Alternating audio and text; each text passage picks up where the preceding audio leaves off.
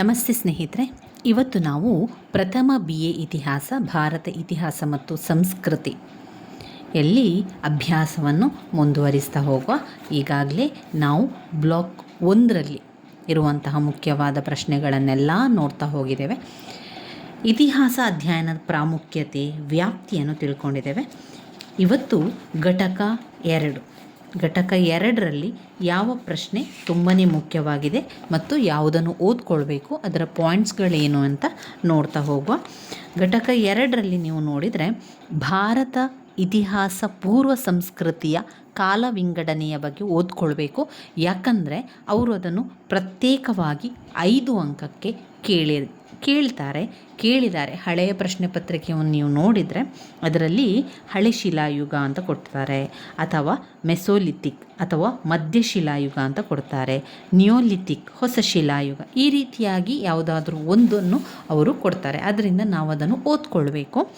ಇಲ್ಲಿ ನೀವು ಯೋಚನೆ ಮಾಡ್ಕೊಳ್ಬೋದು, ಇಷ್ಟೇ ಸಾಲುಗಳಿದೆ, ಇದನ್ನು 5 ಅಂಕಕ್ಕೆ ಬಂದರೆ 1.5 ಪುಟದಷ್ಟು ಹೇಗೆ ಬರೀಲಿಕ್ಕೆ ಸಾಧ್ಯ ಎನ್ನುವಂಥದ್ದು.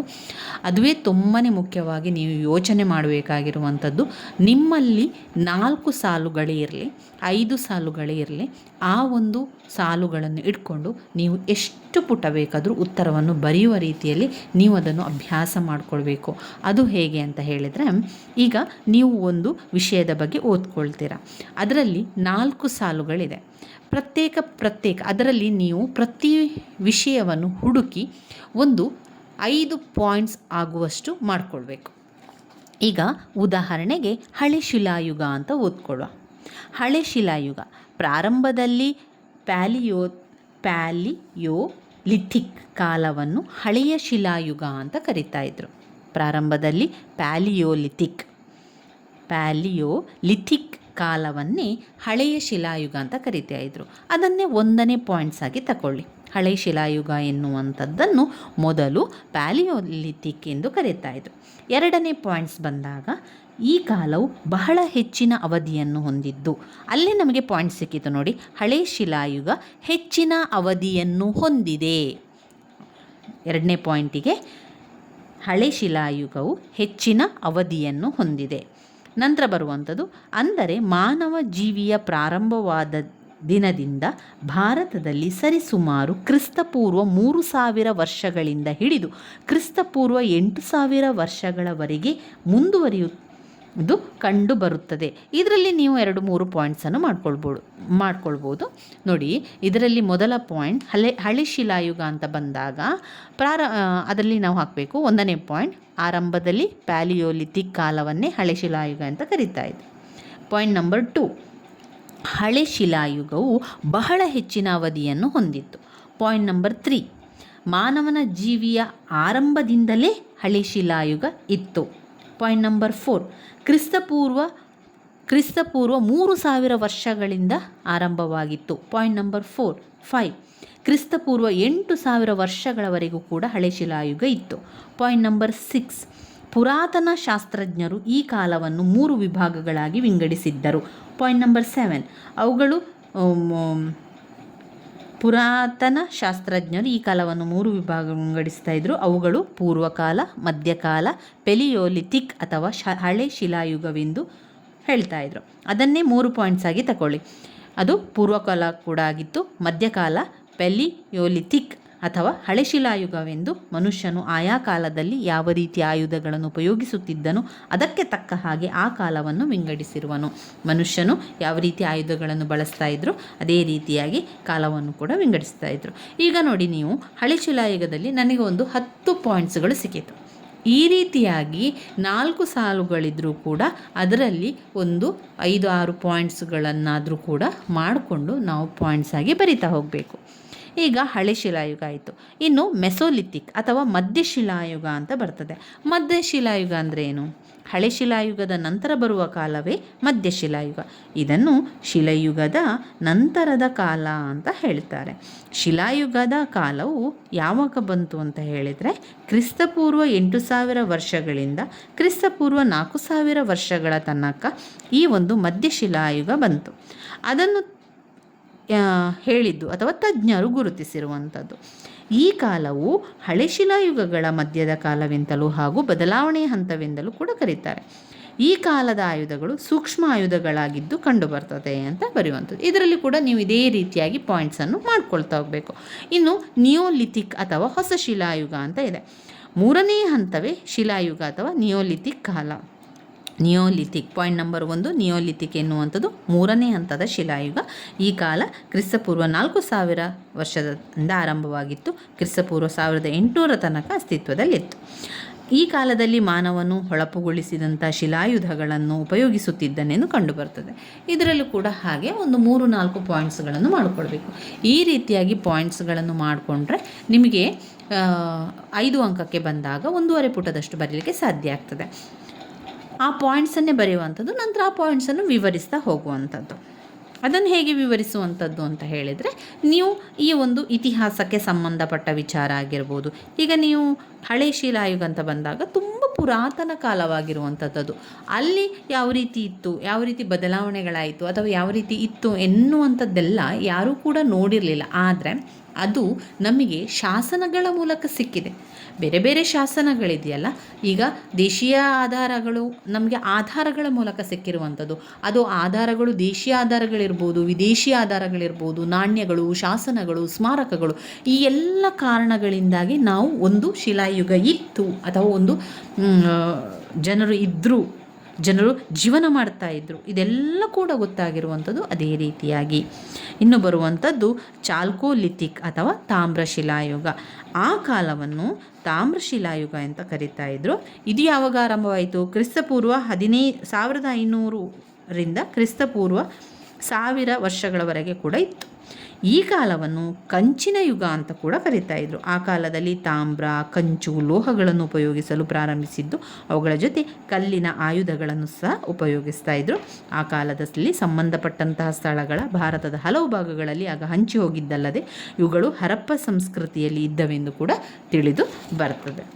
ಇವಿಷ್ಟು ನಾವು ಆ ಒಂದು ಇತಿಹಾಸದ ಪೂರ್ವ ಸಂಸ್ಕೃತಿಯ ಕಾಲ ವಿಂಗಡಣೆ ಅಂತ ಕರೆಯುವಂಥದ್ದು. 5 ಅಂಕಕ್ಕೆ ಕೇಳುವುದರಿಂದ ಅದನ್ನು ನೀವು ಓದ್ಕೊಳ್ಬೇಕು.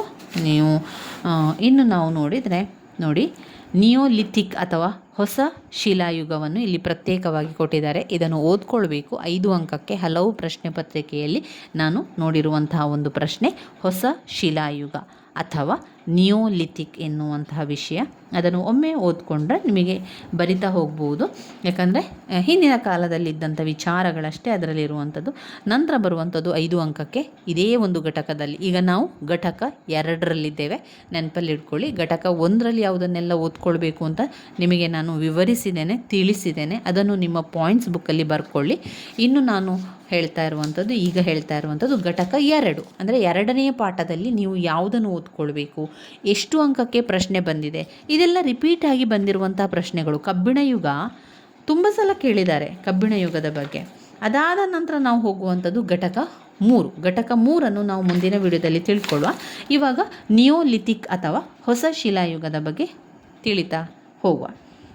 ಈ ಶಿಲಾಯುಗ ಅಂದರೆ ಹೊಸ ಶಿಲಾಯುಗ ಪ್ರಮುಖ ಕಾಲವು ಭಾರತ ದೇಶದಲ್ಲಿ ಕ್ರಿಸ್ತಪೂರ್ವ 4000ರಿಂದ ಕ್ರಿಸ್ತಪೂರ್ವ 1800 ನಡುವೆ ಕಾಣಿಸಿಕೊಳ್ಳುತ್ತದೆ. ಇದೆಲ್ಲ ಆಧಾರಗಳ ಮೂಲಕವೇ ನಮಗೆ ಗೊತ್ತಾಗಿರುವಂಥದ್ದು. ಈ ಕಾಲವು ಆಹಾರವನ್ನು ಉತ್ಪಾದಿಸುವ ಕಾಲವಾಗಿದ್ದು, ಇಲ್ಲಿ ಮಾನವನು ತನ್ನ ಜೀವನವನ್ನು ಸಂಪೂರ್ಣವಾಗಿ ಬದಲಾಯಿಸಿಕೊಂಡಿರುವುದು ಕಂಡುಬರ್ತದೆ. ಆವಾಗ ಅಂದರೆ ಹೊಸ ಶಿಲಾಯುಗಕ್ಕೆ ಬಂದಾಗ ಮನುಷ್ಯನ ಜೀವನವೇ ಬದಲಾಗಿ ಹೋಗ್ತದೆ. ಹೊಸ ಶಿಲಾಯುಗದ ಜನಸಮುದಾಯದ ಸುಳಿವು ಪತ್ತೆಯಾಗಿರುವಂಥದ್ದು ದಕ್ಕನ್ ಪ್ರಾಂತ್ಯ ಮತ್ತು ನೈಋತ್ಯ ಪ್ರದೇಶಗಳಲ್ಲಿ ಈ ಒಂದು ಜನರು ಇದ್ದರು, ಅಲ್ಲಿ ಜನಸಮುದಾಯ ಇತ್ತು, ಜೀವನ ಆಗ್ತಾ ಇತ್ತು ಅಂತ ಗೊತ್ತಾಗಿರುವಂಥದ್ದು ದಕ್ಕನ್ ಪ್ರಾಂತ್ಯ ಮತ್ತು ನೈಋತ್ಯ ಪ್ರದೇಶಗಳಲ್ಲಿ ಕಂಡುಬರುವಂಥದ್ದು. ಈ ಒಂದು ಹೊಸ ಶಿಲಾಯುಗ ವಾಸ್ತವ್ಯಗಳು ಬಲೂಚಿಸ್ತಾನದಲ್ಲಿ ಇತ್ತು. ಬಲೂಚಿಸ್ತಾನದಲ್ಲಿ ಈ ರೀತಿಯ ಜನರು ಇದ್ದರು ಅಂತ ಅಲ್ಲಿನ ಕೆಲವೊಂದು ಕುರುಹುಗಳಿಂದ ಗೊತ್ತಾಗ್ತಾ ಹೋಯಿತು. ಕ್ರಿಸ್ತಪೂರ್ವ 3500ರಲ್ಲಿ ಕಂಡು ಬಂದಿರುವಂಥದ್ದು. ಈಗಲ್ಲ ಅಲ್ಲ, ಅದು ಎಷ್ಟೋ ವರ್ಷಗಳ ಹಿಂದೆ, ಅಂದರೆ 3500 ವರ್ಷ ಹಿಂದೆ ಅಂತ ಹೇಳಿದರೆ ಯೋಚನೆ ಮಾಡಿಕೊಳ್ಳಿ. ಎಷ್ಟು ವರ್ಷದ ಹಿಂದೆ ಕೂಡ ಮನುಷ್ಯರು ಇದ್ದರು, ಜನಜೀವನ ಇತ್ತು ಎನ್ನುವಂಥದ್ದು ಕುರುಹು ಸಿಕ್ಕಿರುವಂಥದ್ದು. ಆ ಕಾಲದಲ್ಲಿ ಹೊಸ ಜೀವನದ ಹಾದಿಯಲ್ಲಿ ಮನುಷ್ಯನು ಏನು ಮಾಡ್ತಾ ಇದ್ದ? ಪಶುಸಂಗೋಪನಾ ಕಾರ್ಯವನ್ನಲ್ಲದೆ ಬೆಳೆಗಳನ್ನು ಬೆಳೆಯುವ ಕಾರ್ಯವನ್ನು ಕೂಡ ಮಾಡ್ತಾ ಇದ್ದ. ಆ ಕಾಲದಲ್ಲಿ ಸಾಕಲ್ಪಟ್ಟಂತಹ ಪ್ರಾಣಿ ಅಂತ ಹೇಳಿದರೆ ನಾಯಿ, ಕುರಿ, ಆಡುಗಳನ್ನು ಮೊದಲಿಗೆ ಸಾಕ್ತಾಯಿದ್ರು. ಇನ್ನು ಬೆಳೆಗಳನ್ನು ಬೆಳೆಯುವ ಕಾರ್ಯದನ್ನು ನಾವು ನೋಡಿದರೆ ಗೋಧಿ, ಬಾರ್ಲಿಯಂತಹ ಪ್ರಪ್ರಥಮ ಬೆಳೆಗಳಾಗಿ ಬೆಳೆಯಲು ಆರಂಭಿಸಿದರು. ಇದರ ಪರಿಣಾಮವಾಗಿ ಮಾನವನು ಕೆಲವಾರು ಆಯ್ದ ಪ್ರದೇಶಗಳು ವಾಸಿಸಲು ತೊಡಗಿದರು. ಇದರಿಂದ ಹಳ್ಳಿಗಳ ನಿರ್ಮಾಣವಾಗಿದ್ದಲ್ಲದೆ ಕೃಷಿಕ ಸಮುದಾಯಗಳ ವ್ಯವಸ್ಥೆಯಾಗಿರುವುದು ಕಂಡುಬರ್ತದೆ. ಇವನ ಕಾರ್ಯದಲ್ಲಿ ಅಗತ್ಯವಾದ ಆಯುಧಗಳನ್ನು ಸಹ ಬದಲಾವಣೆಯಾಗಿರುವುದು ಆ ಕಾಲದಲ್ಲಿ ಕಾಣ್ತೇವೆ. ಈ ಎಲ್ಲ ಬದಲಾವಣೆಗಳು ಪ್ರಪ್ರಥಮವಾಗಿ ಭಾರತದ ವಾಯುವ್ಯ ಪ್ರದೇಶಗಳಲ್ಲಿ ಕಂಡುಬಂದದಲ್ಲದೆ ಹರಪ್ಪ ಸಂಸ್ಕೃತಿಯ ಹುಟ್ಟು ಮತ್ತು ಅಭಿವೃದ್ಧಿಯಲ್ಲಿ ಕೂಡ ಪರ್ಯವಾಸನವಾಯಿತು. ಇನ್ನೂ ಭಾರತದ ಉಳಿದ ಪ್ರದೇಶಗಳಲ್ಲಿ ಈ ಬದಲಾವಣೆಯ ಅಲೆಯು ಕಡಿಮೆ ಪ್ರಮಾಣದಲ್ಲಿದ್ದು ಮಧ್ಯಯುಗದಿಂದ ಹೊಸ ಶಿಲಾಯುಗದವರೆಗೆ ಮತ್ತು ನಂತರದಲ್ಲಿ ತಾಮ್ರಯುಗಕ್ಕೆ ನಾಂದಿಯಾಗ್ತದೆ. ನಂತರ ಬರುವಂಥದ್ದೇ ತಾಮ್ರಯುಗ ಅಂತ ಇಲ್ಲಿ ಗೊತ್ತಾಗ್ತದೆ. ಅಂದರೆ ಇಲ್ಲಿ ಹೊಸ ಶಿಲಾಯುಗ ಆರಂಭ ಆಯಿತಲ್ಲ, ಅಲ್ಲಿ ಜನಜೀವನ ಇತ್ತು, ಜನ ಸಮುದಾಯಗಳು ಜೀವನ ಮಾಡ್ತಾಯಿದ್ರು. ಅವರು ತಮ್ಮ ಜೀವನವನ್ನು ಕಳೀಲಿಕ್ಕೆ ತಮಗೆ ಆಹಾರ ಬೇಕಲ್ವ, ಬೆಳೆಗಳನ್ನು ಬೆಳೆಸ್ತಾ ಇದ್ರು, ಪಶುಸಂಗೋಪನೆಗಳನ್ನು ಮಾಡ್ತಾಯಿದ್ರು. ಆಡು, ಕುರಿ ಈ ರೀತಿಯ ಪ್ರಾಣಿಗಳನ್ನು ಸಾಕಾಣಿಕೆಯನ್ನು ಮಾಡ್ತಾಯಿದ್ರು, ಬೆಳೆಗಳನ್ನು ಬೆಳೆಸ್ತಾ ಇದ್ರು, ಜೀವನವನ್ನು ಸಾಗಿಸ್ತಾ ಇದ್ರು. ಆವಾಗ ಬೆಳೀತಿದ್ದಂತಹ ಬೆಳೆ ಅಂತ ಹೇಳಿದರೆ ಗೋಧಿ ಮತ್ತು ಬಾರ್ಲಿ. ಇವುಗಳನ್ನೆಲ್ಲ ಪ್ರಪ್ರಥಮ ಬೆಳೆಗಳಾಗಿ ಅವರು ಬೆಳೆಸ್ತಾ ಇದ್ರು. ಕೃಷಿ ಸಮುದಾಯಗಳ ವ್ಯವಸ್ಥೆ ಕೂಡ ಆಗ ಇತ್ತು ಅಂತ ಇಲ್ಲಿ ನಮಗೆ ಗೊತ್ತಾಗುವಂಥದ್ದು. ಇನ್ನು ನೋಡುವಂಥದ್ದು ಕಬ್ಬಿಣದ ಯುಗ. ಕಬ್ಬಿಣದ ಯುಗ ಕೂಡ ಹಾಗೆ ಕ್ರಿಸ್ತಪೂರ್ವ 1000ರಿಂದ ಕ್ರಿಸ್ತಪೂರ್ವ 500ರ ನಡುವೆ ಈ ಕಬ್ಬಿಣ ಆರಂಭ ಆಯಿತು. ಅಂದರೆ ಅದರ ಮುಖಾಂತರ ಪಾತ್ರೆಗಳು, ಕೆಲವೊಂದು ಸಾಮಗ್ರಿಗಳೆಲ್ಲ ಕಬ್ಬಿಣದ ಮೂಲಕ ಮಾಡಿದ್ದರಿಂದ ಅದು ಎಷ್ಟೋ ವರ್ಷಗಳ ಕಾಲ ಹಾಗೆಯೇ ಇರ್ತದೆ. ಅದರಲ್ಲಿ ಕೆಲವು ಅವರ ಒಂದು ಇಸವಿ ವರ್ಷಗಳು ಅದನ್ನೆಲ್ಲ ಬರಿತಾ ಇದ್ದರು. ಆ ಕಾರಣದಿಂದಾಗಿ ನಮಗೇನು ಗೊತ್ತಾಗ್ತದೆ ಅಂದರೆ ಇದು ಕ್ರಿಸ್ತಪೂರ್ವ 1000ರಿಂದ ಕ್ರಿಸ್ತಪೂರ್ವ 500ರ ತನಕ ಇದ್ದಂತಹ ಒಂದು ಯುಗ ಅಂತ ಹೇಳ್ಬೋದು. ಆ ಒಂದು ಆಧಾರಗಳ ಮುಖಾಂತರ ನಮಗೆ ಗೊತ್ತಾಗಿರುವಂಥದ್ದು. ಭಾರತದಲ್ಲಿ ಈ ಕಬ್ಬಿಣದ ಉಪಯೋಗದ ಪ್ರಾರಂಭದ ಇತಿಹಾಸವು ಬೇರೆ ಬೇರೆ ಪ್ರದೇಶಗಳಲ್ಲಿ ಆರಂಭವಾಗಿದ್ದು, ಯಾವ ಪ್ರದೇಶಗಳಲ್ಲಿ ಕಬ್ಬಿಣವನ್ನು ಉಪಯೋಗಿಸುತ್ತಿದ್ದರೆಂಬುದರ ಅಧ್ಯಯನವು ನಮಗೆ ಈ ಕಾಲದ ಬಗ್ಗೆ ಮಾಹಿತಿ ಕೂಡ ನೀಡುತ್ತದೆ. ಕಬ್ಬಿಣದ ಉಪಯೋಗದ ಕಾಲವು ಒಂದು ಪ್ರದೇಶದಿಂದ ಮತ್ತೊಂದು ಪ್ರದೇಶಕ್ಕೆ ಬದಲಾವಣೆಯಾಗಿರುವುದು ಕೂಡ ಕಂಡುಬರ್ತದೆ. ಆದರೂ ಕ್ರಿಸ್ತಪೂರ್ವ 1000ರಿಂದ ಕ್ರಿಸ್ತಪೂರ್ವ 500ರ ನಡುವೆ ಅದರ ಉಪಯೋಗವು ಇತರೆ ಅನೇಕ ದೊಡ್ಡ ದೊಡ್ಡ ಪ್ರದೇಶಗಳಲ್ಲಿ ಹರಡಿರುವಂಥದ್ದು ನಾವು ಕಾಣ್ತಾ ಹೋಗ್ಬೋದು. ಎಲ್ಲೆಲ್ಲ ಇತ್ತು ಕಬ್ಬಿಣ ಅಂತ ಹೇಳಿದರೆ ಅದು ಗಂಗಾ ನದಿ ಕಣಿವೆಯ ಮೇಲ್ಕಂಡೆ ಮತ್ತು ಇತರ ಉಪಭಾಗಗಳು. 2 ಮಾಳ್ವ ಪ್ರಸ್ಥಭೂಮಿ ಮತ್ತು ತಪದಿ ಕಣಿವೆಯಲ್ಲಿ. 3 ದಕ್ಷಿಣ ಮತ್ತು ಕೇಂದ್ರ ಭಾರತದ ಹಲವು ಭೂಭಾಗಗಳಲ್ಲಿ. 4 ಬಲೂಚಿಸ್ತಾನದ ಬಯಲಿನಲ್ಲಿ. 5 ಮಧ್ಯ ಮತ್ತು ಗಂಗಾ ನದಿ ಕಣಿವೆಯ ಕೆಳಭಾಗದಲ್ಲಿ. 6 ವಾಯುವ್ಯ ಭಾಗ, ಅದರಲ್ಲೂ ಪೆಶವರ್ ಪ್ರಾಂತ್ಯದ ಪ್ರಮುಖ ಭಾಗಗಳಲ್ಲಿ ಕಂಡುಬರ್ತಾ ಇತ್ತು. ಅಲ್ಲೆಲ್ಲ ಕೂಡ ಆಧಾರಗಳಾಗಿ ಸಿಕ್ಕಿದ ಕಾರಣ ಗಂಗಾ ನದಿ ಕಣಿವೆಯ ಮೇಲ್ಕಂಡೆ ಮತ್ತು ಸಿಂಧೂ ಗಂಗಾ ನದಿಯ ಕಣಿವೆ ಭಾಗದಲ್ಲಿ ಪ್ರಪ್ರಥಮವಾಗಿ ನಮಗೆ ಕಬ್ಬಿಣದ ಸುಳಿವು ಕಂಡುಬಂತು. ಅದು ಯಾವಾಗ ಅಂತ ಹೇಳಿದರೆ ಕ್ರಿಸ್ತಪೂರ್ವ 800ರಲ್ಲಿ ಇಲ್ಲಿಯ ಸಂಸ್ಕೃತಿಯಲ್ಲಿ ಬಣ್ಣ ಹಾಕಿದಂತಹ ಕಬ್ಬಿಣದ ಬೂದು ಬಣ್ಣದ ಪಾತ್ರೆಗಳು ಕಂಡುಬಂತು. ಆ ಒಂದು ಕಾರಣದಿಂದಾಗಿ ನಮಗೆ ಆ ಒಂದು ಕಬ್ಬಿಣ ಬಂತು ಅಂತ ತಿಳಿದು ಬರುವಂಥದ್ದು. ಮೊದಲಿಗೆ ಅವುಗಳ ಉಪಯೋಗವು ತುಂಬ ಕಡಿಮೆ ಪ್ರಮಾಣದಲ್ಲಿತ್ತು. ಕ್ರಿಸ್ತಪೂರ್ವ 6ನೇ ಶತಮಾನದ ಮಧ್ಯಭಾಗದಲ್ಲಿ ಇದರ ಉಪಯೋಗವು ಸಾಮಾನ್ಯವಾಗಿ ಕಂಡುಬರ್ತದೆ. ಈ ಕಾಲದಲ್ಲಿ ಕಪ್ಪು ಬಣ್ಣದ ಮೆರಗು ನೀಡಿದ ಪಾತ್ರೆಗಳನ್ನು ಕೂಡ ಕಾಣುತ್ತೇವೆ. ಆ ಕಾಲದಲ್ಲಿ ಇದರ ಉಪಯೋಗ ತಾಣಗಳು ಕೇಂದ್ರ ಪ್ರಾಂತ್ಯ ಮತ್ತು ಗಂಗಾ ನದಿಯ ಕೆಳಭಾಗದಲ್ಲಿ ಸ್ಥಾಪಿತವಾಗಿ ಹಿಂದಿನ ಸಂಸ್ಕೃತಿಗಿಂತ ಭಿನ್ನವಾದ ಮತ್ತು ಮಹತ್ವಪೂರ್ವಕ ಸಂಸ್ಕೃತಿಯಾಗಿ ರೂಪಿತವಾಯಿತು.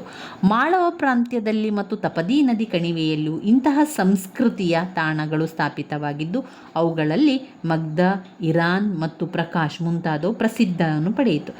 ಕಬ್ಬಿಣದ ಉಪಯೋಗವು ತಾಮ್ರಯುಗದ ಪ್ರಾರಂಭದ ಸಂಸ್ಕೃತಿಯಲ್ಲಿ ಒಂದು ಪ್ರಮುಖ ಬದಲಾವಣೆಯನ್ನು ತಂದಿತೆಂದರೆ ತಪ್ಪಾಗಲಾರದು.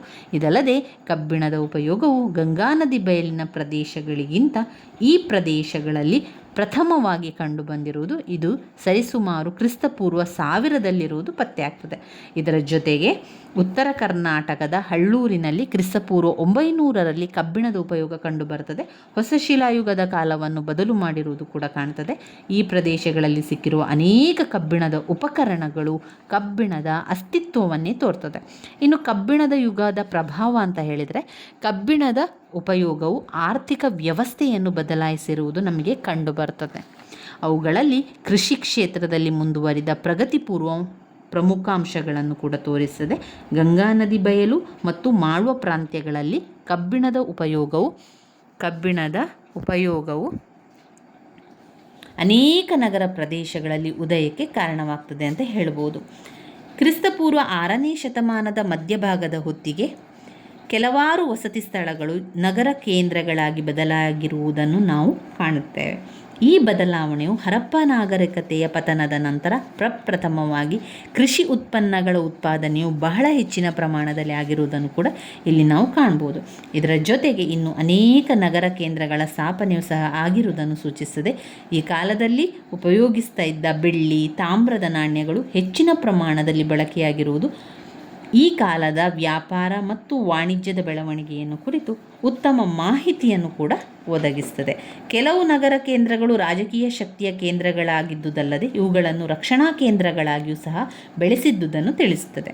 ಹೀಗಾಗಿ ರಕ್ಷಣಾತ್ಮಕ ಘಟಕಗಳನ್ನು ಸ್ಥಾಪಿಸಿ ರಾಜಕೀಯ ವ್ಯವಸ್ಥೆಯನ್ನು ಕೂಡ ಅಭಿವೃದ್ಧಿಗೊಳಿಸಿರುವುದು ಈ ಒಂದು ಕಾಲದಲ್ಲಿ. ಈ ಎಲ್ಲ ವಿಚಾರಗಳನ್ನು ಇಟ್ಕೊಂಡು ನೀವು ಕೆಲವೊಂದು ಪಾಯಿಂಟ್ಸ್ಗಳನ್ನು ಮಾಡಿಕೊಂಡು ನಿಮಗೆ ಯಾವುದು ಪಾಯಿಂಟ್ಸ್ಗಳು ತುಂಬಾ ಸುಲಭ ಇದೆ ಅಂತ ಅನ್ನಿಸ್ತದೆ ಅಥವಾ ಯಾವ ವಿಚಾರ ನಿಮಗೆ ನೆನಪಲ್ಲಿ ಉಳಿತದೆ ಅಂತ ಅನ್ನಿಸ್ತದೆ, ಆ ಪಾಯಿಂಟ್ಸನ್ನು ತಗೊಂಡು ಅದನ್ನು ನೀವು ಪಾಯಿಂಟ್ಸ್ ಆಗಿ ಬರಿತಾ ಹೋಗಿ ಸ್ನೇಹಿತರೆ. ಇವಿಷ್ಟು ಕಬ್ಬಿಣದ ಯುಗದಲ್ಲಿ ಬರುವಂತಹ ವಿಚಾರಗಳಾಗಿದೆ. ಇನ್ನು ನಾವು ನೋಡಿದರೆ ಬರುವಂಥದ್ದು ಘಟಕ 3, ಹರಪ್ಪ ಸಂಸ್ಕೃತಿ ನಾಗರಿಕತೆ. ವೆರಿ ಇಂಪಾರ್ಟೆಂಟ್ ಆಗಿರುವಂತಹ ಒಂದು ಪ್ರಶ್ನೆ, ವೆರಿ ಇಂಪಾರ್ಟೆಂಟ್ ಆಗಿರುವಂಥ ಒಂದು ಘಟಕ ಅಂತ ಹೇಳ್ಬೋದು. ಇಲ್ಲಿ ಹರಪ್ಪ ಸಂಸ್ಕೃತಿ ನಾಗರಿಕತೆಯ ಲಕ್ಷಣಗಳಲ್ಲಿ ಹರಪ್ಪ ಸಂಸ್ಕೃತಿಯ ಸಾಮಾಜಿಕ ಜೀವನವನ್ನು ಕೂಡ ಓದ್ಕೊಳ್ಬೇಕು. ಆರ್ಥಿಕ ಜೀವನ, ಧಾರ್ಮಿಕ ಜೀವನ ಇವೆಲ್ಲವನ್ನು ಕೂಡ ಇದರಲ್ಲಿ ನೀವು ಓದ್ಕೊಳ್ಬೇಕಾಗ್ತದೆ. ಇದನ್ನು ನಾವು ಮುಂದಿನ ವಿಡಿಯೋದಲ್ಲಿ ತಿಳ್ಕೊಳ್ಳುವ ಸ್ನೇಹಿತರೆ. ನನ್ನ ವೀಡಿಯೋಸ್ ಎಲ್ಲ ನಿಮಗೆ ಇಷ್ಟ ಆಗ್ತಾ ಇದ್ದರೆ ಲೈಕ್ ಕೊಡಿ, ಶೇರ್ ಮಾಡಿ, ಹಾಗೆ ಸಬ್ಸ್ಕ್ರೈಬ್ ಮಾಡಲಿಕ್ಕೆ ಮರಿಬೇಡಿ. ಧನ್ಯವಾದಗಳು.